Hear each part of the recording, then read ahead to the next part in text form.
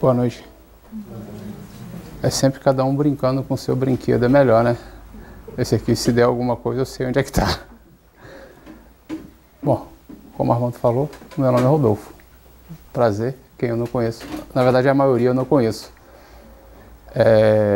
Para começar, né, queria agradecer a casa por permitir, por permitir essa conversa e ter me abraçado tão bem. Apesar de estar aqui há poucos meses, tem acho que uns 2, 3 meses, né? Mas eu me sinto muito em casa.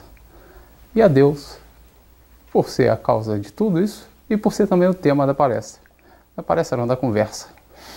E essa conversa aqui hoje, ela tem um critério, um quê um pouco diferente. Primeiro pelo título, né? O título é um tanto quanto inusitado ou quase pomposo demais por como a gente pretende levar. A evolução da ideia de Deus. Isso aí é quase que tema de filosofia, né? De mestrado de filosofia. Mas tem um subtítulo que é o mais interessante. A evolução da ideia de Deus e o dilema da doutora Sheila. Doutora Sheila é uma pessoa, óbvio, que para muitos, para a grande maioria, é doutora Sheila. Para poucas pessoas, é dona Sheila. Para 6 pessoas, exatamente, é mãe. Eu sou uma delas. Mas eu tenho uma relação tão íntima que é a minha velha. Entendeu? E a mãe dela, que é minha avó, é minha velhinha. Então hoje a gente vai conversar da evolução da ideia de Deus, mas sobre esse paradigma, o dilema da doutora Sheila. E que dilema é esse? Há uns anos atrás, 4, 5 anos atrás, quando eu saí do Brasil, estava naquele momento de despedida, né? E a minha mãe é um pouco resistente. E a gente foi firme, mãe, firme. Firme é um cumprimento muito, muito nosso. E você sabe que o homem que embarca não é o homem que volta, né? Um dia. Ela falou, ainda bem, para você ver como é que o negócio não era muito bom. Vai com Deus, meu filho. E aquilo ali começou a ficar na minha orelha. Peguei o voo, parei em Paris, a escala, fui para Dublin. Tempo passou. E essa questão surgiu, começou a crescer em termos de angústia da pergunta, vai com Deus. Poxa, se eu vim com Deus, quem ficou com a minha mãe? E é aí que a gente vai concentrar hoje a nossa conversa. Se Deus veio comigo, como é que ela ficou sem Ele? Como é que isso acontece? E para não cair no proselitismo, ou na prosopopeia, um linguajar lá do Brasil, ou papo furado, qual é a questão útil da nossa conversa hoje? É traçar um novo padrão de relacionamento com Deus. Esse que é o X da questão. O dilema da doutora Sheila é esse. Como nos relacionar com Deus? Seja Ele justo, visão lá de Moisés, seja Ele justo e Pai, visão de Jesus, seja Ele justo, Pai e amor na visão de Jesus, justo, Pai e Criador na visão espírita. Como relacionar? Como maturar esse relacionamento para que tiremos mais proveito dele e tenhamos um fim mais gostoso, né? Um dia a dia mais gostoso. E que a autorização para conversar sobre esse tema aqui hoje não tenha sido em vão. É autorização, mas é autorização mesmo. Foi a Lídia que me armou essa. Porque eu conversei há um dia e ainda vou falar disso. Quando eu percebi, estava meu nome ali com o título da palestra. Eu falei, ih! Mas a grande questão é essa, não ser um proselitismo, ter um fim bem definido. E o fim é conversar sobre esse processo de relacionamento com Deus. Não vamos discutir, não vamos entrar na questão se Deus existe, Deus não existe. Não é esse o objetivo, até porque isso a gente parte do princípio que é finito. O Criador existe, porque a gente percebe a criação. Então, a gente dê esse passo adiante. Bom, a gente tem um processo de fonte, né? Eu gosto de citar antes, citar o caminho todo. Fonte principal, Allan Kardec, sempre. Livro dos Espíritos, já dá o norte. e principalmente a Gênese. Principalmente a Gênese. E Kardec trouxe essa revelação espírita desse modelo de Deus, essa nova proposta, como entendê-lo de uma forma melhor, como relacionar de uma forma melhor. E Leon Denis. Leon Denis trouxe o Deus das estrelas. Ele trouxe o Deus intergaláctico para nós, quase um Jedi, mas muito mais bonito, se é que pode chamar dessa forma. E para fazer isso a gente vai também mostrar um processo na linha do tempo, como é que isso aconteceu na história. Como eu só tenho 30 minutos, é uma tendência que isso aconteça muito rápido. Entendeu? Mas seguindo, né? Como disse o Frosch, em algum lugar, daqui a muito e muito tempo, duas estradas bifurcavam numa árvore. Eu trilhei a menos percorrida e isso fez toda a diferença. E a gente vai seguir assim hoje. E compreender Deus conversar sobre Deus já é por si só um desafio. Tentar nos colocar numa posição de relacionamento para compreensão já é um desafio ainda maior. E é muito complicado. É muito complicado porque compreender os seus processos numa totalidade não é só complicado, como é impossível. E é impossível porque é um simples fato, uma relação do abstrato entender o absoluto. O relativo entender o absoluto. O muito pouco entender o todo. Não tem como, por exemplo, a gente com uma gota de água tentar desdobrar todo um oceano. E nem tem como a gente pegar o oceano e entender todos os oceanos do universo. Então passa a ser um pouco difícil. O nosso intelecto é demasiadamente pequeno para sequer entender processos simples. Ou melhor, processos de base, não básicos, de base. Exemplo, a questão da infinitude e da eternidade. É contra o nosso critério de ciclo, a nossa formação mental de ciclo. Então já começa aí os desafios filosóficos.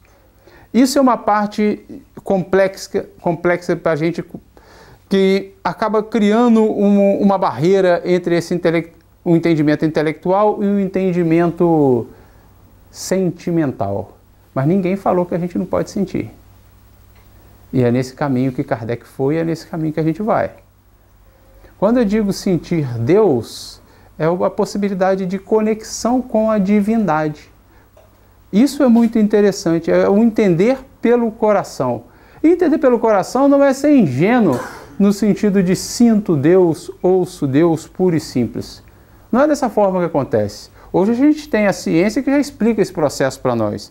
Temos a ciência tradicional, que traz subsídio à informação científica já trazida anteriormente, seja por caminho for revelação espírita, dos espíritos, ou estudiosos cientistas espíritos enquanto encarnado. O cérebro, nesse caso, é pouco, mas o coração seria o nosso templo de entendimento maior. Mas como é que isso acontece? É interessante entender o método, né? O método é um processo de revelação. E revelação aqui tem um X da questão, é a palavra principal da frase. Revelar no sentido de tirar o véu, de mostrar-se. Eu revelo-me a alguém, esse alguém revela-se a mim. Esse é o interessante da coisa. Porque, por exemplo, quando um coração, ao estar enamorado, revela-se ao amor, ele dá o primeiro passo e descobre o todo, que é muito maior do que a origem daquele primeiro passo, mas ele teve que dar o passo inicial. Ao passo que o coração, quando murcho, ele se esconde e perde a expectativa de ver e ser visto. Quantos de nós já não fazemos isso no dia a dia? Quanto mais com a relação com Deus. É simples ver essa relação com Deus se está funcionando ou não. Quem foi que rezou ontem? Fez a prece ontem? É simples, entendeu? Esse é o processo de revelar-se. Porque o processo de revelar tem um critério técnico.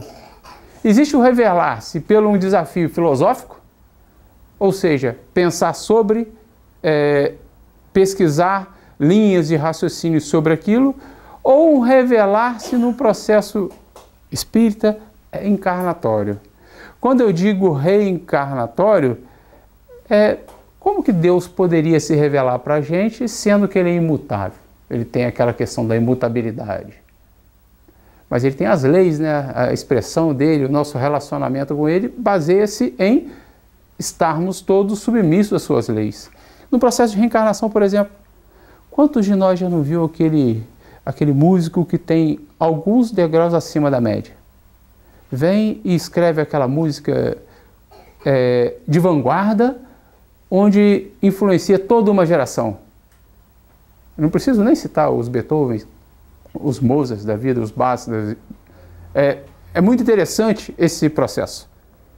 Isso é um desenvolvimento anímico, forçado pelo processo da revelação de Deus para conosco. Não era possível antigamente, porque antigamente não tinha um piano. Então a gente criou uma base, ficamos prontos para esse processo de revelação e em seguida vem a lei de Deus e atua sobre as nossas possibilidades.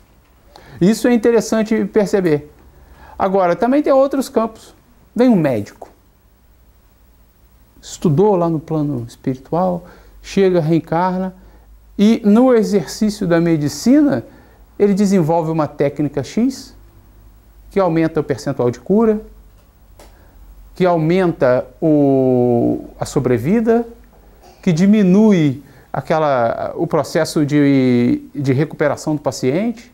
Enfim, dá uma condição de vida melhor, influencia técnicas e a gente vê aí, por exemplo, uma expectativa de vida saindo de 60 e indo para 80.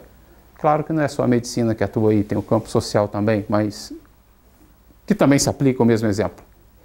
Esse é o processo de revelação de Deus para conosco.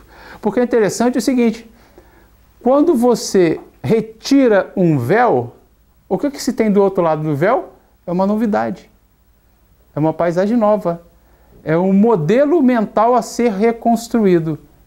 Então, quando tem esse passo do desdobramento, da retirada do véu, seja ele por que módulo for, a gente tem um processo de reaprendizado nessa questão da revelação. Ganhamos em desenvolvimento intelectual, porque acontece esse processo de crescimento anímico. Anímico, quando eu digo anímico, porque não seria o moral, seria anímico, intelectual. Tem um processo de direcionamento para Deus e começamos a perceber Deus mais grandiosamente. Como é que a gente imagina o seguinte, se a física estivesse lá no iniciozinho, lá no momento pré-histórico da física, como é que a gente ia conseguir perceber as galáxias, além de olhar? Porque quando a gente olha para o céu, a olho nu, a gente só vê pontinhos, estrelas, sóis e tal, mas de uma forma muito reduzida. A grandiosidade vem quando a gente é capaz de ver mais perto. Então esse é o processo, é retirada de véu.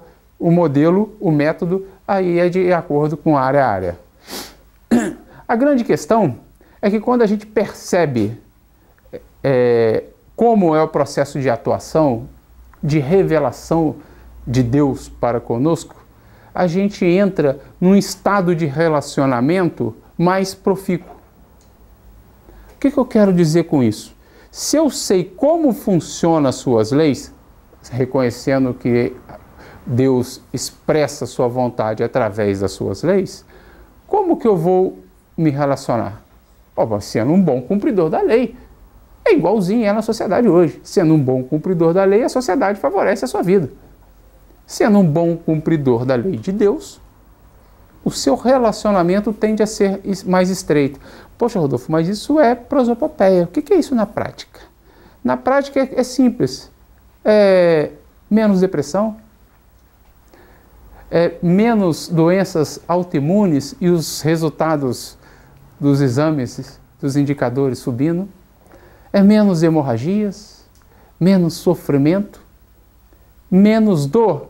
Não, porque no nosso padrão evolutivo a dor faz parte. Mas o sofrimento, nesse caso, passa a ser opcional. Por reconhecer em Deus um processo de justiça nas suas leis. E é esse aqui que é o bacana.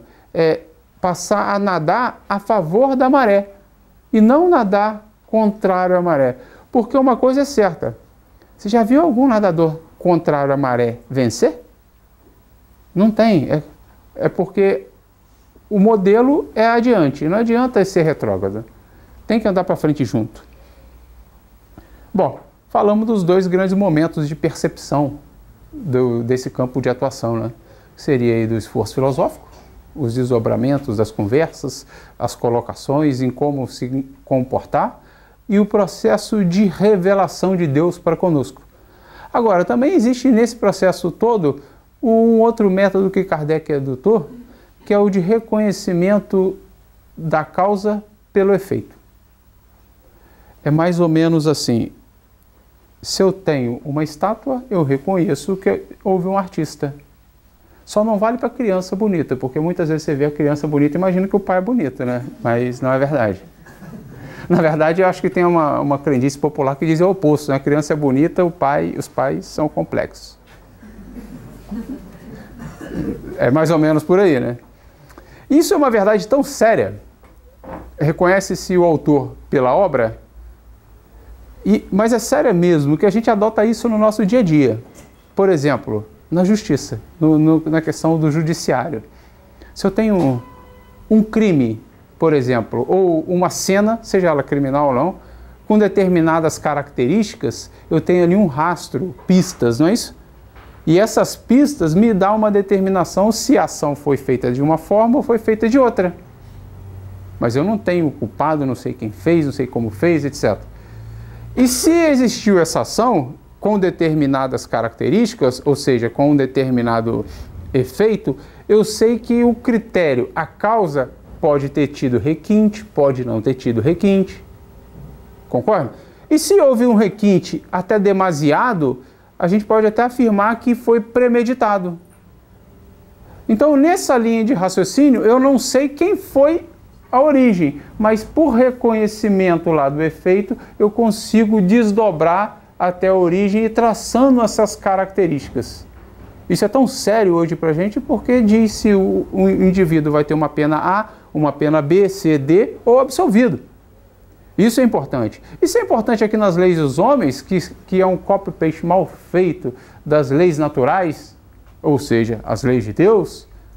Poxa, se é um copy-paste mal feito, a gente tem aqui o original para começar a observar. Que é mais ou menos, ou melhor, é exatamente nesse sentido.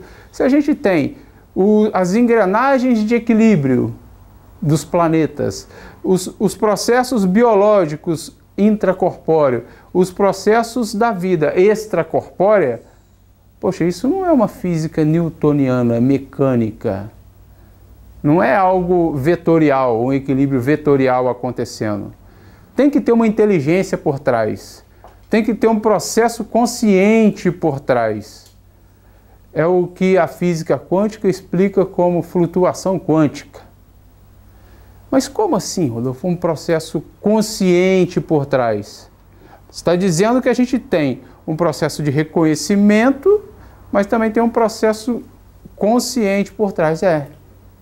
Mas antes de entrar no processo consciente de Deus, ainda assim, ou melhor, no processo de coexistência em Deus, convido a todos aqui para fazer um processo de viagem numa linha do tempo para perceber a revelação de Deus.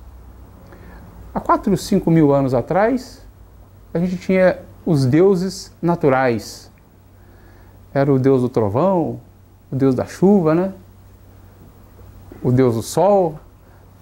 A humanidade maturou, ficou mais madura, intelectualmente, moralmente. Veio o politeísmo clássico. Então passou a ter o deus Apolo, deus da Atena, né? E percebe que já ficou um deus humanizado, né? Mais próximo da gente, com características humanas. Depois vem a primeira revelação de Deus para conosco. O que nós consideramos a primeira revelação de Deus. Vem Moisés, com sua grande missão, a implementação do monoteísmo. Liberta os hebreus do Egito, faz o processo educativo no deserto durante os 40 anos aproximadamente e implementa a visão do Deus único. Essa implementação da visão do Deus único, eu gosto de dizer dessa forma para quase que provocar, porque ele usou técnicas ali de grande gestor, tanto para gerir o público, as pessoas, quanto para a implementação de uma ideia. É mais ou menos assim. Eu torço para o Flamengo, tá? O meu time é o Flamengo. Mas eu preciso que o Flamengo seja um bom time aqui no Portugal. Eu vou virar, você torce para o Porto, você torce para o Benfica. Numa geração, a torcida do Porto cresce, porque foi a época que o Porto teve mais resultados positivos. Noutra do Benfica. Então fica assim, olha, hoje eu sou o Deus maior, hoje eu sou o Deus maior. Então ora o Benfica, ora o Porto. E chega eu como Flamengo, eu sou o time que venceu o Benfica e venceu o Porto. Você vai torcer para quem? Porque perdeu ou porque venceu? Só que dito isso, no momento de um grupo gigante, entre aspas, isolado, você solidifica uma ideia. Você quer torcer você quer endeusar um Deus menor ou um Deus maior? Um Deus que vence outros deuses, que venceu todos. E ele começou a sobrepor a ideia do Deus único. E chegou ao ponto que estabeleceu a ideia do Deus único. Esse foi o momento social dessa imposição. Somado a isso, ele fez o processo religioso e o processo civil, com as suas leis, a famosa lei Talião, e o processo religioso, que é a lei 01, amar a Deus sobre todas as coisas. Esse foi o momento da implementação do monoteísmo. E depois o grande salto quântico com Jesus, que pegou esse Deus justo, porém generalizado de general, de militarizado, e impôs uma visão de amor. Jesus, no Monte das Oliveiras, chama Deus de Abba, que é papai.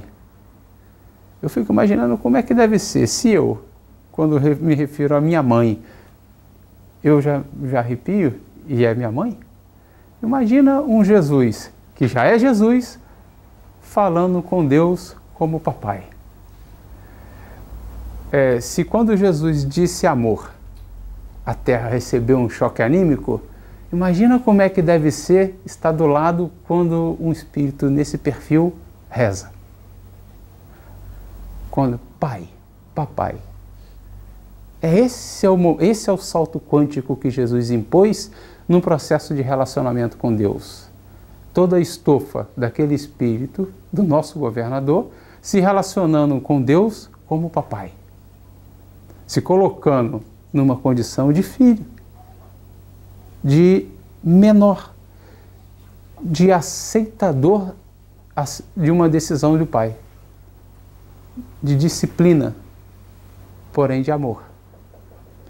Aí vem Kardec, que pega essa cama feita, um processo militarizado, um processo amoroso, e agora? Como é que se eu tenho um processo amoroso e tenho um processo da disciplina, como que seria atuar nesse processo? A gente precisa dar a maturidade do relacionamento. É igual o relacionamento que primeiro tem o namoro, depois tem um processo de noivado muito curto ou muito longo, né? Tem alguns namorados que levam isso muito tempo. E depois tem um casamento, que seria aí o apogeu do relacionamento, que depois começa uma outra fase, que é o próprio casamento em si. Eu não sou a melhor pessoa para falar, nunca casei. Aliás, enfim, como Kardec pega esse processo? Kardec vem e nos projeta numa revolução filosófica quando começa a conversar sobre Deus nesses termos. Nos projeta numa revolução científica quando bota Deus e o seu modus operandi a ser analisado sobre uma razão. Obviamente que é sobre uma razão diminuta, de criatura, e não uma razão para entender o Criador, mas de transformar a nossa percepção em algo lógico, entendível. Aí a pergunta, e a revolução religiosa que o Espírito fez na Terra? A revolução da religião. Quando eu digo religião, não é incluindo Espiritismo como religião, porque não é. Mas é religião no sentido de religar criatura e criador. Como fazer isso de uma forma mais palpável, mais direta? Aí a pergunta, se a minha mãe falou, vai com Deus, e quem ficou com ela, como é o Deus para vocês? É aquele rei?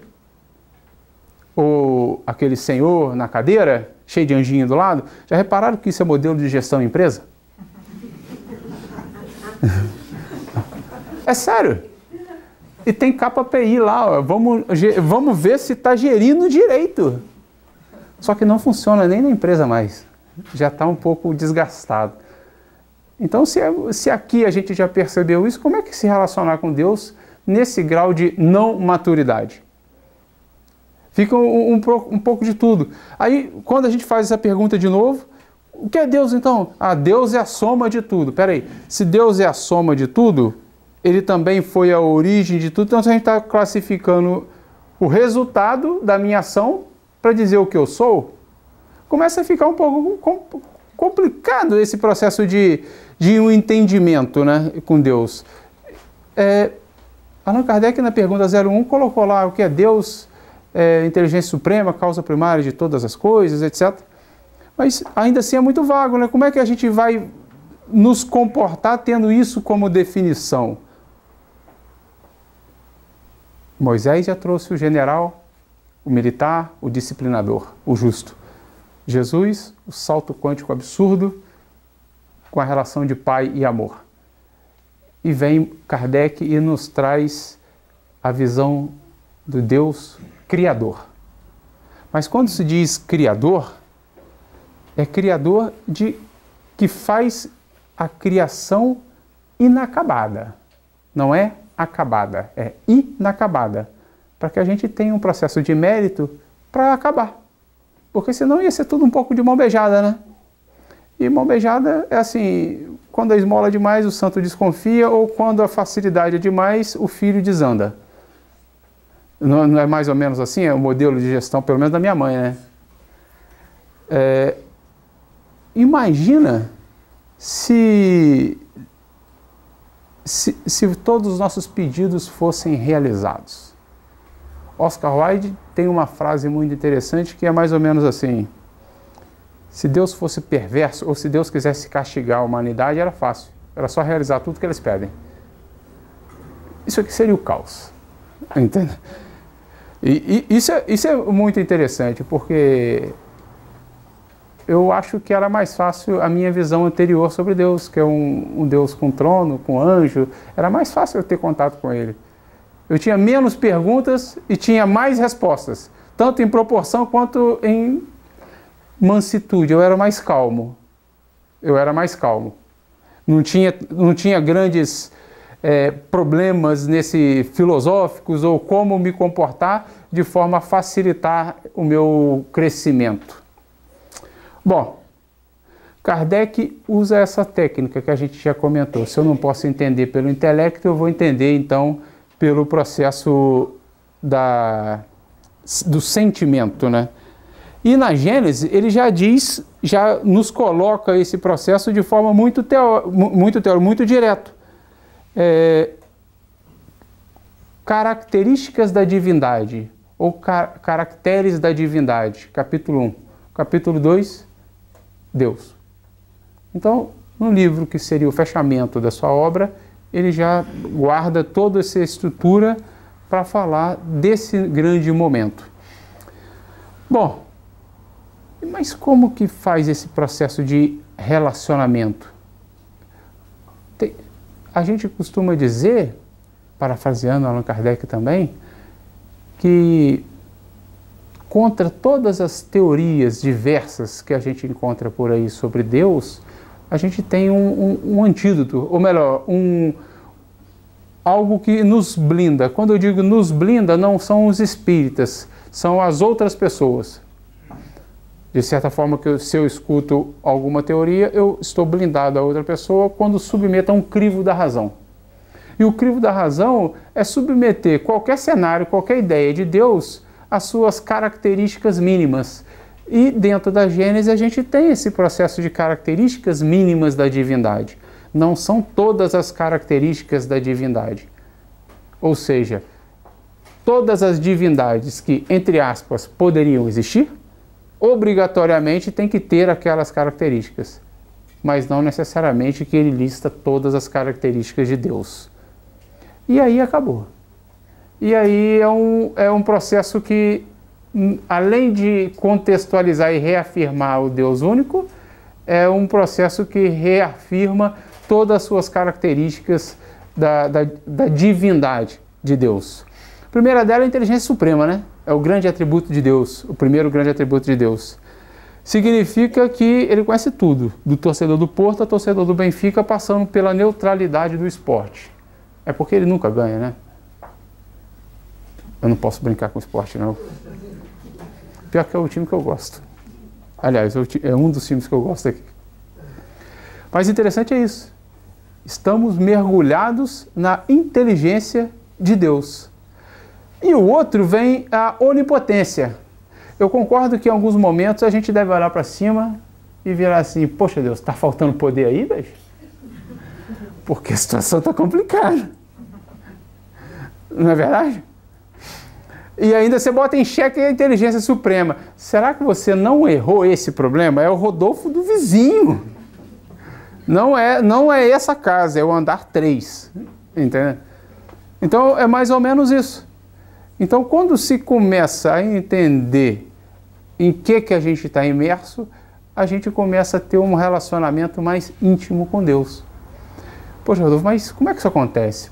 O terceiro atributo, que talvez seja aqui a grande evolução, o grande salto que o Espiritismo entrega, é o processo da onipresença, ou a explicação da onipresença. Para fazer a explicação da onipresença, é interessante aqui a gente fazer um paralelo com o fluido cósmico universal. Fluido cósmico universal é um livro, imaginemos assim, que é um livro onde o Criador ilimitável grava com o pensamento, alma insondável, seus poemas de seres no universo. Traduzindo isso em miúdo, o fluido cósmico universal é o hálito divino, como muitos reconhecem, é o veículo do pensamento de Deus. E aqui é o X da questão, para entender a onipresença. Como é o veículo do pensamento de Deus, a aglutinação do fluido cósmico universal, ou seja, a matéria perceptível por nós, é ali, entre aspas, a sua vontade sendo materializada. É interessante que tudo é formado por um fluido cósmico universal. A matéria aglutinada, percebida por nós, é uma aglutinação, é uma consequência dessa aglutinação do fluido, que é o meio onde o pensamento de Deus perpassa. Então, por lógica, a aglutinação da matéria é uma consequência de uma vontade divina. Opa! Então, o processo da criação, somos uma aglutinação da matéria divina. E isso é interessante porque nos coloca enquanto corpo, enquanto molécula, enquanto átomo que compõe essa molécula, enquanto as partículas subatômicas que compõem o átomo, dentro de um universo divino, dentro de Deus. Mas também tem aqui um X da questão, que nós somos capazes de produzir o nosso próprio fluido. Isso aqui é através do pensamento. Isso é importante. Isso é importante. O ato de pensar é um atributo do espírito. Eu penso, é um atributo meu. Porém, quando eu penso, eu gero um pensamento, como consequência do meu ato de pensar. E o pensamento, ele tem peso, frequência, massa e etc. E se ele é uma aglutinação de matéria, ele é uma aglutinação de fluido cósmico universal, ele está contido dentro do fluido cósmico universal, que é onde Deus habita, digamos assim. Então é aquela história. Agora, quando eu penso sobre Deus, ou melhor, eu não penso mais sobre Deus. Eu existo em Deus. É uma relação de conter e estar contido. Sendo que nesse caso, nós estamos contidos em Deus. Paulo foi muito sábio quando disse, Deus está para nós da mesma forma que um peixe, o oceano está para um peixe. Em Deus vivemos, em Deus habitamos, no mesmo modelo que o peixe vive e habita dentro de um oceano. Agora, a maturidade sobre esse conceito tem que ser tanta que não existe o seguinte, Deus está aqui e não está aqui. Se toda uma matéria aglutinada é uma consequência da aglutinação do fluido cósmico universal, estamos inseridos e a onipresença dele vem desse modelo de atuação, desse modelo de gestão. Isso é o salto quântico que o Kardec nos ensinou. Nos ensinou enquanto ciência. Mas e a consequência disso no dia a dia? A consequência disso no dia a dia que coloca o outro nesse relacionamento, o outro nesse caso é Deus, 100% à nossa disposição. Quando eu digo à nossa disposição, é no sentido de disponibilidade. Não que nosso pedido vai ser atendido, porque senão seria o caos 100% das vezes. Mas que seremos sempre amparados quando acionamos esse relacionamento. E é esse que é o interessante. Ou seja, como eu estou contido dentro de Deus, é inevitável que esse relacionamento tenha potência para ser um relacionamento muito íntimo. Nesse contexto, a gente começa a botar em xeque por exemplo, as nossas preces. Quando a gente ora, eu não sei vocês, eu sou assim. Eu imagino Deus velhinho. Sei que não é, mas eu imagino. É mais cômodo para mim, é mais amigável. Por arquétipos mentais das outras encarnações, mas é mais amigável para mim. Mas como desconstruir isso? Ou melhor, como mesmo tendo isso, ter um processo mais puro, mais íntimo? Tem um exemplo muito clássico que foi trazido aqui há algumas palestras atrás. A prece clássica de Madre Teresa. A Madre Teresa faz uma prece muito bacana, com um vocabulário muito tenso, muito extenso com Deus. Um dia perguntaram para ela, Madre, o que você fala com Deus quando você reza? Eu não falo nada, meu filho. Tá, tudo bem, mas e o que ele diz para você? Também não diz nada. Esse é o vocabulário muito amplo dela. Porque não precisa, né? Agora, a gente pode trazer isso para o dia a dia, vamos perceber que temos isso diversas vezes. Eu tenho isso com a minha ex.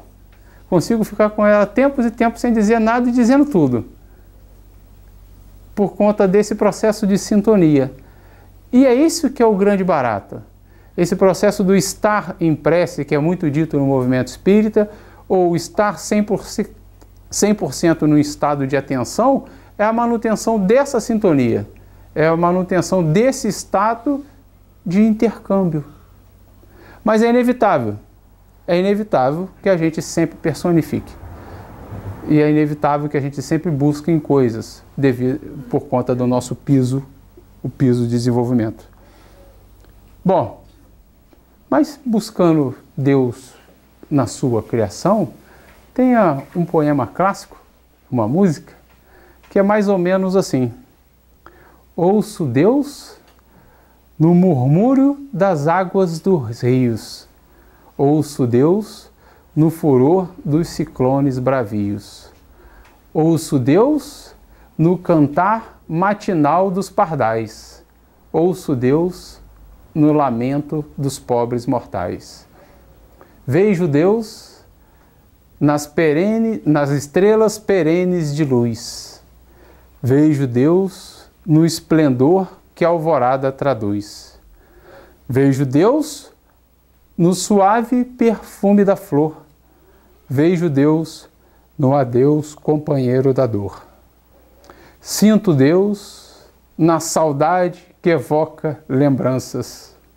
Sinto Deus no morrer de febris esperanças. Sinto Deus na tristeza de ver-te partir. Sinto Deus na tua voz, na tua volta, irmão, a sorrir. Ouço Deus no murmúrio das águas dos rios. Vejo Deus no furor dos ciclones bravios. Sinto Deus no cantar matinal dos pardais. Ouço Deus no lamento dos pobres mortais. Muito obrigado.